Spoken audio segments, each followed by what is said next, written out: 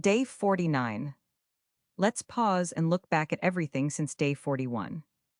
You learned how to work with indicators and shape your data, what an indicator is, what a consolidator is, add universe, and universe settings. A few things are worth double checking before you move on. An indicator takes price data and turns it into a signal, like a moving average.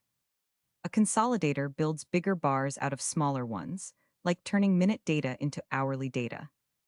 AddUniverse lets your algorithm pick its own assets based on rules you define, instead of you naming them one by one.